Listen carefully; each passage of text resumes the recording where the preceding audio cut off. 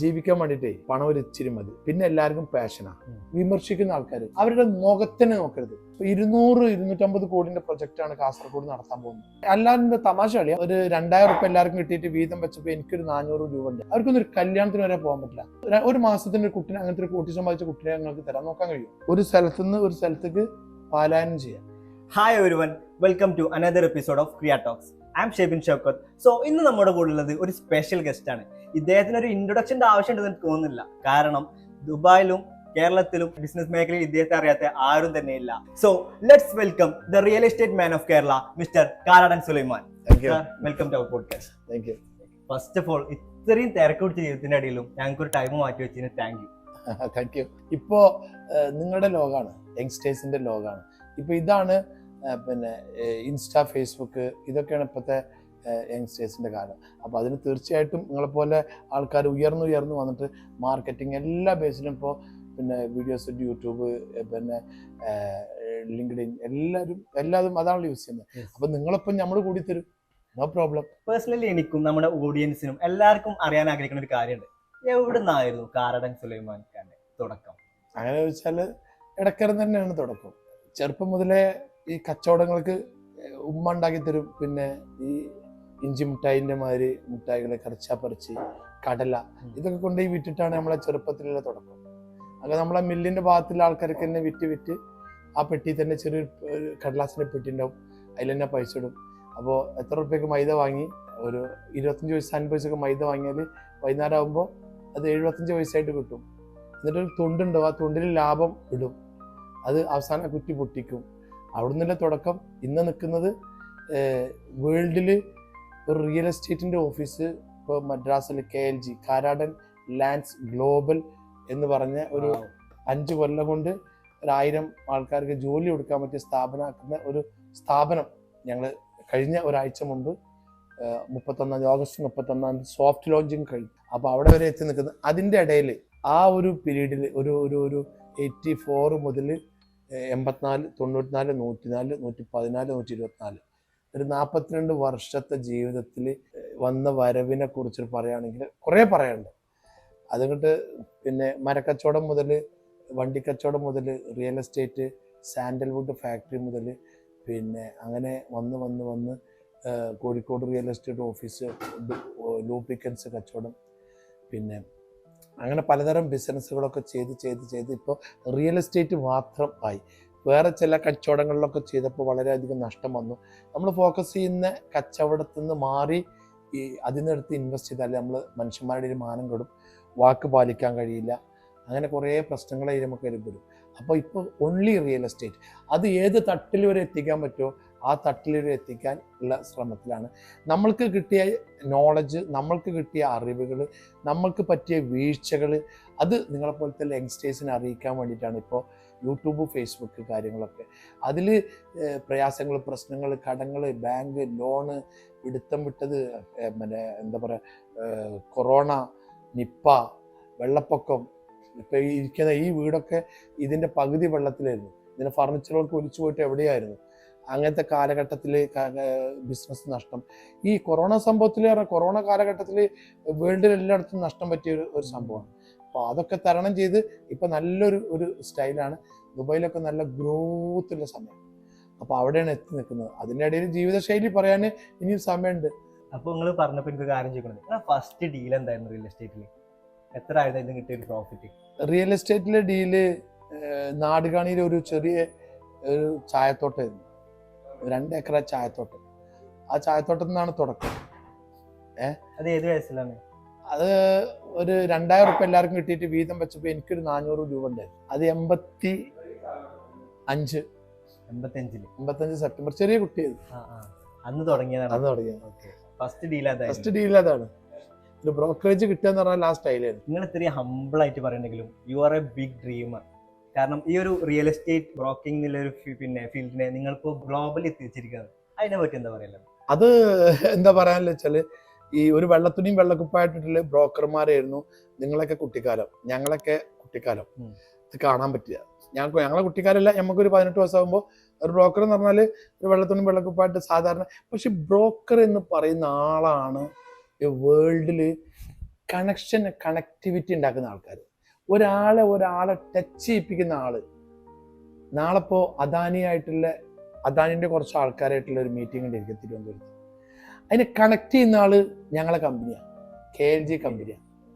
അപ്പോൾ ആദ്യം മുതൽ രണ്ടാൾ ഒരുമിപ്പിക്കുന്ന അത് ബ്രോക്കേഴ്സാണ്. ആ ബ്രോക്കേഴ്സിനെ നമ്മൾ ബ്രാൻഡ് ചെയ്ത് ഇപ്പോൾ ബ്രോക്കേഴ്സ് എന്ന് പറഞ്ഞാൽ ഒരു ബ്രാൻഡായി. നമ്മളെ കമ്പനി ഒരു ബ്രാൻഡായി, ഒരു പ്രൊഫഷണൽ സ്റ്റൈൽ. പിന്നെ അത് എല്ലാ മേഖലയിലും ഇവരാണ് ഇതിന്റെ ഒരു മാസ്റ്റർ പീസ്. കണക്ടിവിറ്റി അല്ലാതെ തമാശ കളിയാ.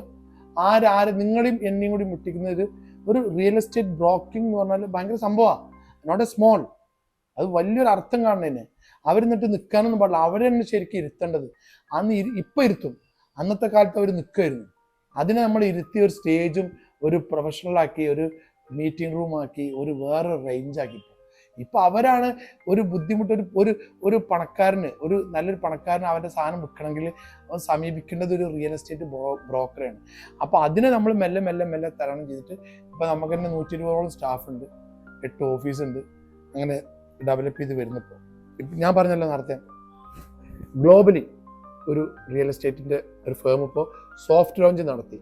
ഓഗസ്റ്റ് 2025-31 ക്രൗൺ പ്ലാസ കൊച്ചിയിൽ വെച്ചിട്ട്. അതൊക്കെയാണ് നമ്മളെ ഡ്രീം. അപ്പോൾ താഴെ ബ്രോക്കറായി വന്ന് മേലെ തട്ടിൽ ഇരിക്കുമ്പോൾ അതിൻ്റെ ഒരു രസം, ഒരു ഹരം വേറെ. ഈ ഒരു വിഷൻ എവിടുന്നാണ് പോകുന്നത്? ഗ്ലോബലി എന്നുള്ളത് പറയുമ്പോൾ നമുക്ക് ചിന്തിക്കുന്ന അപ്പുറത്താണ്. പിന്നെ മോനെ, ജീവിക്കാൻ വേണ്ടിയിട്ടേ പണം ഒരു ഇച്ചിരി മതി, പിന്നെ എല്ലാവർക്കും പാഷനാണ്.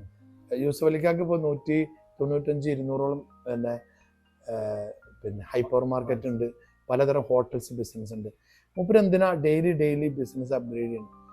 മൂപ്പര് പറയുന്ന 2-3 വിഷൻ നിങ്ങൾ നോക്കിയില്ലേ, അതാണ് അദ്ദേഹത്തിൻ്റെ മാതിരി ആയിരിക്കണം. അപ്പോൾ ആ ഒരു പൈസക്ക് വേണ്ടിയിട്ട് മാത്രമല്ല, അദ്ദേഹം ചെയ്യുന്ന ദാനധർമ്മങ്ങൾ കിട്ടുന്നത് സമൂഹത്തിൽ കണ്ടമാനം ചെയ്യുന്ന ഒരു സംഭവങ്ങൾ. സാബിറാത്തിയും യൂസഫ് അലിക്ക അവർ ചെയ്യുന്ന സമൂഹത്തിൻ്റെ ഭാഗ്യമാണ് ആ ഹെലികോപ്റ്റർ ആക്സിഡൻറ്റിൽ നിന്നൊക്കെ രക്ഷപ്പെടാൻ. ആലോചിക്കുന്നത്, നിങ്ങൾ ആ വീണ സ്ഥലം ഒന്ന് പോയി കാണണം ഒരു ദിവസം. ലോകത്തിലെ ഏറ്റവും വലിയ അത്ഭുതം എന്താണെന്ന് ചോദിച്ചാൽ, ആ വീഴുമ്പോൾ ആ ഫാൻ അടക്കം തട്ടിയ സ്ഥലം കറക്റ്റായിട്ടുള്ള സ്ഥലമാണ്.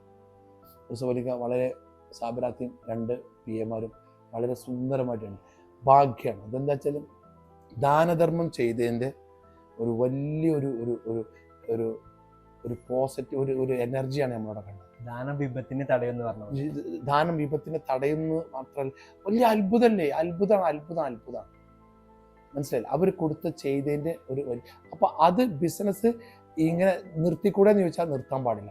ഇത് കിട്ടി തുടങ്ങി നമ്മൾ അതിനൊരു പെർസെൻറ്റേജ് അദ്ദേഹം ചെയ്യുന്ന മാതിരിയൊക്കെ നിങ്ങൾക്കും ചെയ്യാം, നമുക്കും ചെയ്യാം, എല്ലാവർക്കും ചെയ്യാൻ പറ്റും. ഇപ്പോൾ ഓട്ടിസം ബാധിച്ച ഒരു സ്ഥലത്ത് ഞാൻ പോയി, പിന്നെ ഗോപിനാഥ് മുതുകാട്.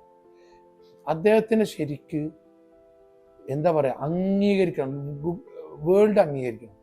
അത്രയും അമ്മമാര് നോക്കേണ്ട കുട്ടികളെ അയാൾ ഒരൊറ്റ സ്ഥാപനത്തിലേക്ക് പോയിട്ട് എല്ലാവരും കൂട്ടിപ്പിടിച്ച് നോക്കിയിട്ട് അവരുടെ ഉള്ളിലുള്ള സ്കില്ലിനെ പുറത്തു കൊണ്ടുവരുന്ന ഒരു പണിയാണ് ഈ ഗോപിനാഥ് മുതുകാട് എടുക്കുന്നത്. അവിടേക്ക് ഇപ്പോൾ യൂസഫ് അലിക്ക് എല്ലാ വർഷം കൊടുക്കുന്നുണ്ട്, അതുമാതിരി കുറേ ആൾക്കാർ കൊടുക്കുന്നുണ്ട്. അപ്പൊ അദ്ദേഹത്തിനൊക്കെ നമ്മൾ ഈ ചില ആൾക്കാരുണ്ട്, നേരത്തെ ഞാൻ പറഞ്ഞില്ല ഞങ്ങളോട്, വിമർശിക്കുന്ന ആൾക്കാർ, അവരുടെ മുഖത്തിനെ നോക്കരുത്, അവരെ പുച്ഛമായിട്ട് തള്ളണം. ഒരാൾ വളർന്നു വരുമ്പോൾ അവരെ എനർജി കുറക്കുക. ഇത് പള്ളി കമ്മിറ്റിയിലുണ്ടാവും, അമ്പല കമ്മിറ്റിയിലുണ്ടാവും, ക്രിസ്ത്യൻ ചർച്ചിലുണ്ടാവും, പിന്നെ അതേമാതിരി കോൺട്രാക്ടർമാർ പാർട്ട്ണർഷിപ്പിൽ എല്ലാവരും ചെയ്യുമ്പോൾ ഒരു എനർജി ആയിട്ട് ചെയ്യുന്ന ആൾക്കാരെ എനർജി കുറക്കുക, വിമർശിക്കുക, എന്നിട്ട് മൂഡ് ഔട്ടാകും. ഒന്നും ഈ പറയുന്നവരൊന്നും ചെയ്യൂല. അപ്പൊ ഞാനൊക്കെ ഗോപിനാഥ് മുതുകാടിനോട് പറഞ്ഞ എന്താ വെച്ചാൽ, സാറേ ഇപ്പൊ ചെയ്യുന്നതിലേറെ ഡബിൾ ഇരട്ടിയായിട്ട് നിങ്ങളിത് ചെയ്യണം. 200-250 കോടിന്റെ പ്രൊജക്റ്റാണ് കാസർഗോഡ് നടത്താൻ പോകുന്നത്. ആ പ്രൊജക്റ്റൊക്കെ വന്നു കഴിഞ്ഞാൽ ആ പ്രദേശത്ത് കുറെ ഇത്തരം കുട്ടികളെ കാഷ്ടമൂത്രം എടുത്ത് കഷ്ടപ്പെടുന്ന കുറെ അമ്മമാരുണ്ട്. ആ അമ്മമാർക്കൊക്കെ കിട്ടുന്ന ആശ്വാസം എന്താ? അവർക്കൊന്നും ഒരു കല്യാണത്തിന് വരെ പോകാൻ പറ്റില്ല. ഞാൻ സുമിനെ ഒരു കാര്യം ചോദിക്കട്ടെ, ഞാൻ നിങ്ങളെ ചോദ്യത്തിന് ഞാൻ മാറുകയല്ല കേട്ടോ, ഇതൊന്ന് പറയണമെന്ന് തോന്നി പറയാം. ഒരു മാസത്തിന് ഒരു കുട്ടിനെ, അങ്ങനത്തെ ഒരു ഓട്ടിസം ബാധിച്ച കുട്ടിനെ ഞങ്ങൾക്ക് തരാൻ നോക്കാൻ കഴിയും? ഒരു ദിവസം നോക്കാൻ കഴിയില്ല. അപ്പൊ അമ്മമാരെന്ത് ചെയ്യണം? അപ്പോൾ അത്തരം സ്ഥാപനങ്ങളിലേക്കൊക്കെ ഈ കച്ചവടം ചെയ്തിട്ട് സഹായങ്ങൾ എത്തിക്കണം. അതിനാണ് കച്ചവടം ഡെവലപ്പ് ചെയ്ത് അല്ലാതെ നമ്മളെ ആവശ്യത്തിനല്ല. ഓക്കെ, പൈസ എന്നുള്ളൊരു ഫാക്ടർ കഴിഞ്ഞു. ആ. ഇപ്പൊ നേരത്തെ കൂടി ഞാൻ പറഞ്ഞ മാതിരി ഇപ്പോ ഒരു 10 ഏക്കർ സ്ഥലം ആദ്യം തെങ്ങ് വേണ്ടിയിരുന്നു, പിന്നെ റബ്ബർ വേണ്ടിയിരുന്നു, തിയേറ്റർ, ബസ്, ഇതൊക്കെയായിരുന്നു ഒരു കാലഘട്ടത്തിൽ. ഇത് ഇപ്പൊ കുട്ടികൾക്ക് അത് ആവശ്യമുണ്ടോ? ഇപ്പൊ അതല്ലല്ലോ ആവശ്യം. ഇപ്പൊ യങ്സ്റ്റേഴ്സിന് എന്താ ആവശ്യം? വായ്. അപ്പൊ അതാണ് അതിന്റെ ഒരു സംഗതി. അതാണ് വിഷൻ. പിന്നെ എന്താ പറയുക, സ്റ്റോപ്പ് ചെയ്യാൻ പറ്റില്ല. കണ്ടിന്യൂഷൻ വേണം, ബിസിനസ്സിൽ കണ്ടിന്യൂഷൻ വേണം, ഒരു ഡ്രീം വേണം, ആഗ്രഹം വേണം. പിന്നെ ഇതിനിപ്പോ ഗ്ലോബലൈസ് ചെയ്തില്ലേ ഈ റിയൽ എസ്റ്റേറ്റ് ബ്രോക്കർമാര്, അതുമാതിരി നമുക്കൊരു വിഷൻ വേണം. നമുക്ക് അറിഞ്ഞാൽ മതി, ബാക്കിയുള്ള എന്തോ പറഞ്ഞോട്ടെ. നമ്മൾ ബാക്കിയുള്ള ആൾക്കാർ എന്ത് സമൂഹത്തിൽ വേണ്ട തെറ്റുകൾ, പിന്നെ അങ്ങനത്തെ ഒരു തെറ്റുകളും നമ്മൾ ചെയ്യാതിരിക്കുക. നമ്മളെ മനസ്സിൽ നമുക്കൊരു വിശ്വാസം ഉണ്ടാവും, ആ വിശ്വാസത്തിൽ നമ്മൾ നടക്കുക. പിന്നെ അവൻ അവിടെ പറഞ്ഞു, ഇവൻ ഇവിടെ പറഞ്ഞു, അതിന് മറുപടി കൊടുക്കുക, അവനും പറഞ്ഞു. അത് ചെയ്യേ പാടില്ല. നിങ്ങൾ നിങ്ങളെ പോണം, മുന്നോട്ട് പോയിക്കൊണ്ടേയിരിക്കുക. മറുപടി എന്തായിരിക്കണം നിങ്ങൾ? സ്മൈൽ, ചിരി. അവരവിടെ പറഞ്ഞോട്ടെ. ഈ 42 വർഷങ്ങളിൽ നിങ്ങൾ പറഞ്ഞു കുറേ സ്ട്രഗിൾസിലൂടെയും ചലഞ്ചസിലൂടെയും കടന്നുപോയി. അതിൽ നിങ്ങൾക്ക് കിട്ടി കുറേ എക്സ്പീരിയൻസ്, ലേണിങ്സും ഉണ്ടാവും. സോ ഇപ്പോൾ പുതുതായിട്ട് ബിസിനസ്സിലേക്ക് കടന്നു വരുന്ന യൂത്തിന് നിങ്ങൾക്ക് കൊടുക്കാൻ അഡ്വൈസ് എന്തൊക്കെയാണ്? യൂത്ത് പിന്നെ 3-4 കാര്യങ്ങളുണ്ട്. പിന്നെ ഒന്ന് ടൈമിങ്, പഞ്ച്വാലിറ്റി. നമുക്കില്ലാത്തൊരു സംഗതി അതെ. നമ്മൾ 4 മണിക്ക് വരാറ് 5 മണിക്ക് എത്തുള്ളൂ. ഈ ഒരു സംവിധാനത്തിന് ഞങ്ങൾ കുറക്കണം. പിന്നെ വാരി വലിച്ചുള്ള കച്ചവടങ്ങളുണ്ടല്ലോ, അതും ചെയ്യുക ഇതും ചെയ്യുക, ആരും വിജയിച്ചിട്ടില്ല. ഒരു സംഗതിനെ ഫോക്കസ് ചെയ്യുക, ആ ഫോക്കസ് ചെയ്യുന്ന സംഗതിനെ വൃത്തിയായിട്ട് കൊണ്ടുപോയിട്ട് എൻഡിലെത്തിക്കുക. എനിക്ക് അതിൻ്റെ ഇടയിൽ പറ്റിയ താരാറുകളൊക്കെ അതാ, പല കച്ചവടത്തിലും ഇറങ്ങിപ്പോയി. പിന്നെ നമ്മൾ സെൽഫിഷ് ആകാതിരിക്കുക. അതായത് നീ നിന്റെ കാര്യം മാത്രം, നീ ഒരു ചായയും വാങ്ങിക്കൊടുക്കൂല, ഒരു ചോറും വെച്ചു കൊടുക്കൂല, ഒന്നും ചെയ്യൂല, നിനക്ക് വേണ്ടി നീ പൈസ ചെലവാക്കൂല, നീ അങ്ങനെ സമ്പാദിച്ചു പോകുന്നുണ്ട്. എന്താ കാര്യം? നിനക്ക് മാത്രം ഗുണമുണ്ട്, സമൂഹത്തിന് കുറച്ച് ഗുണങ്ങൾ. സമൂഹത്തിൽ കുറേ ഇതേമാതിരത്തെ ഓട്ടിസം ബാധിച്ച് ഡയാലിസുകൾ, പ്രയാസങ്ങൾ, കിഡ്നി മാറ്റിവെക്കൽ, അതിലേക്കൊക്കെ ഒരു ഭാഗവാക്കായിരിക്കണം. ഈ സ്വന്തം ജനിച്ചു വളർന്ന നാട്ടിൽ ഒരു ആഴ്ചയിലോ ഒരു 3-4 മണിക്കൂർ കൂട്ടുകാരെ കൂടെ ഒരു എൻജോയ്മെൻറ്റുമാണ്. ഇപ്പം അങ്ങനെയൊക്കെയാണ് അത് ഈ യങ്സ്റ്റേഴ്സ് ജീവിക്കേണ്ടത്. അല്ലാണ്ട് ഒരു സെൽഫിഷ് ആയിട്ടുള്ള ഒരു ജീവിതം പാടില്ല. പിന്നെ കൃത്യനിഷ്ഠത, വാക്ക് പറഞ്ഞാൽ അത് പാലിക്കുക. നമുക്കുണ്ടായിട്ടില്ലായിരുന്നൊരു കാലത്ത്, അതായത് പിന്നെ ഇടപാടുകൾ മാറ്റം വന്നിരുന്നു. ഇതൊക്കെ പറഞ്ഞാൽ ഭയങ്കര മൈനസാവും മനുഷ്യൻ. അവിടെയാണ് ഏറ്റവും യങ്സ്റ്റേഴ്സ് ആദ്യം ശ്രദ്ധിക്കേണ്ട കാര്യം. നമുക്കൊന്ന് പാളിച്ചകളാണല്ലോ അപ്പം നിങ്ങളോട് പറയേണ്ടത്. നല്ലതും പാളിച്ചകളും. ഇടപാടുകൾ വളരെ ക്ലിയർ ആയിരുന്നു. നമ്മൾ ക്ലിയർ അല്ലാത്ത സമയം ഉണ്ടായിരുന്നു. അത് വാരി വലിച്ചില്ല കച്ചവടം. അതും എടുക്കും, ഇതും എടുക്കും. ഇവിടെ കറക്റ്റ് സമയത്ത് കൊടുക്കൂല, അവിടെയും കറക്റ്റ് സമയത്ത് കൊടുക്കൂല. അങ്ങനെ രജിസ്ട്രേഷൻ നടക്കൂല. അപ്പോൾ റിയൽ എസ്റ്റേറ്റിൽ ബാഡ് ന്യൂസ് വരും. അതിനെ പിന്നെ നമ്മൾ ശരിയാക്കി കൊടുക്കും. അപ്പോൾ അതിനെ നിങ്ങൾ ശ്രദ്ധിക്കണം. ചെയ്യുന്ന കാര്യം ചെയ്താൽ മതി.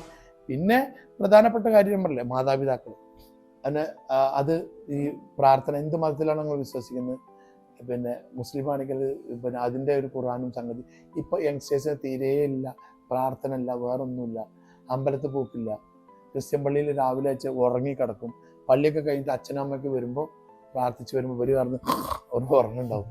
അപ്പോൾ അതിലും ശ്രദ്ധിക്കുക. ഈ 3-4 കാര്യത്തിൽ കണ്ടിന്യൂഷൻ, ബേസിക് ആയിട്ടുള്ള കുറച്ച് കാര്യങ്ങൾ ശരിയാക്കിയാൽ മതി. പിന്നെ എവിടെ പോകുമ്പോഴും നല്ല ഡ്രസ്സുകൾ ഉപയോഗിക്കുക. നമ്മുടെ വീടിൻ്റെ ഉള്ളിൽ നമ്മൾ കിടക്കുന്ന സ്ഥലം ഉണ്ടല്ലോ, ആ റൂമൊക്കെ ഒന്ന് വൃത്തിയാക്കി ഒരു പെയിന്റ് അടിച്ച് നല്ല ബെഡ്ഷീറ്റൊക്കെ, ഒരു കൊല്ലത്തിലൊരു ബെഡ്ഷീറ്റൊക്കെ മാറ്റും. ആ ബെഡ്ഷീറ്റ് മാറ്റുമ്പോൾ തന്നെ ഒരു സുഖം കിട്ടും. നമ്മളവിടെ കിടക്കും. ഇതൊക്കെ അവിടെ പെന്നിവിടെ, ഫോൺ അവിടെ, ഇതിവിടെ, ഒരു ബാഗ് ഉണ്ടാവില്ല, കൃത്യനിഷ്ഠ ഉണ്ടാവില്ല.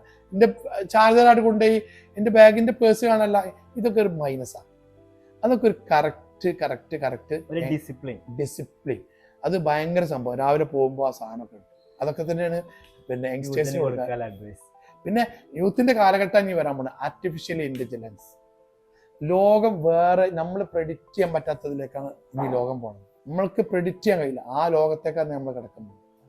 ഫുഡൊക്കെ ഇപ്പൊ ഇനി ഗ്യാസും ഇതൊന്നുമില്ല, ഡ്രോണില്ല, പ്രസവമില്ല, പിന്നെ പെട്രോൾ ഡീസലൊക്കെ പോകും, ഇലക്ട്രിക് വാഹനങ്ങളാവും, എല്ലാം ഒരു പിന്നെ വേറെ തന്നെ സംഭവം, വേറെ തന്നെ റേഞ്ചാവും.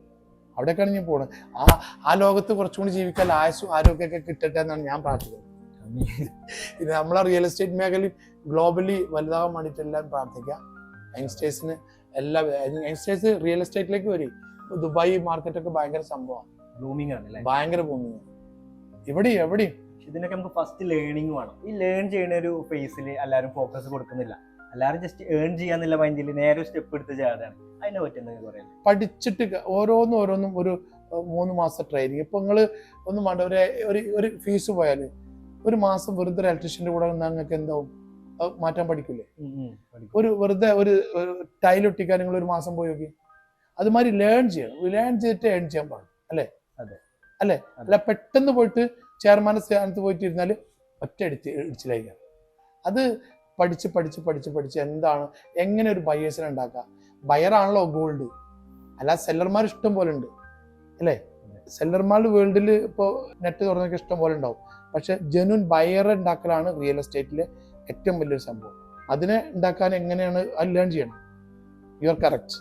അത് കറക്റ്റാണ്. പെട്ടെന്ന് വന്ന് എത്തിപ്പെടരുത്. പിന്നെ എന്ത് ഫീൽഡിലാണോ നിൽക്കുന്നത് അതിലൊരു ആത്മവിശ്വാസമാണ്. അത് നമുക്ക് ഒരു 2 കൊല്ലം കൊണ്ടോ 3 കൊണ്ടോ ക്ലിക്കാകാൻ പറ്റാൻ തോന്നിക്കഴിഞ്ഞാൽ നമുക്ക് തോന്നണം, അപ്പം മെല്ലെ ഒന്ന് മാറ്റി പിടിക്കണം. റിലീസ് ചെയ്തിട്ട് മാറ്റണം, മെല്ലെ മാറി ചിന്തിക്കും. ഇപ്പോൾ ചില നാടുകളിൽ ഞാൻ എപ്പോഴും പറയും, എൻ്റെ റീൽസ് ഉണ്ട്, പാലായനം ചെയ്യണം. ഇത് ഒരു സ്ഥലത്തുനിന്ന് ഒരു സ്ഥലത്തേക്ക് പാലായനം ചെയ്യാം. അതൊന്ന് മാറി താമസിച്ചാൽ ചിലപ്പോൾ ഒരു സംഭവമായിരിക്കും. വേറൊരു പുതിയ കമ്മ്യൂണിറ്റി, പുതിയ സ്കൂള്, കുട്ടികളുടെ നോളജ്, അപ്പോൾ അവരുടെ പെരുമാറ്റം അതൊക്കെ ഒന്ന് മാറണം. അപ്പോൾ അതൊരു സംഭവമാണ്. അത് ഒരു പാലായനം ചെയ്യാനാണ്. Anyway, thank you very much. നിങ്ങളെ ഈ കമ്പനി, പിന്നെ ഇതിൻ്റെ പേര് ക്രിയാഡ് കമ്മ്യൂണിക്കേഷൻ, ആ കമ്മ്യൂണിക്കേഷൻ വളർന്ന് വലുതാട്ടെ. നിങ്ങൾ എടുക്കുന്ന ഈ എഫേർട്ടിനൊക്കെ പിന്നെ സൃഷ്ടാവ് നിങ്ങൾക്ക് നല്ലൊരു ഉയർച്ച തരട്ടെ. നല്ലൊരു സെറ്റപ്പിലെ ടീമാണ് നിങ്ങൾ. Anyway, thank you so much. Thank you very much. Okay, so that was so informative. പിന്നെ ഒരിക്കൽ കൂടി പറയുകയാണ്, നിങ്ങൾ ഇത്രയും തിരക്കിൻ്റെ ഇടയിലും നിങ്ങൾ ഒരാഴ്ചയിൽ ഒരു ദിവസമാണ് വീട്ടിലുണ്ടാകുന്ന കേട്ടിട്ടുണ്ട്. നമുക്ക് ടൈം മാറ്റി വെച്ചിന്. Thank you so much. And this is Shebin signing off Kriya talks. Thank you once again.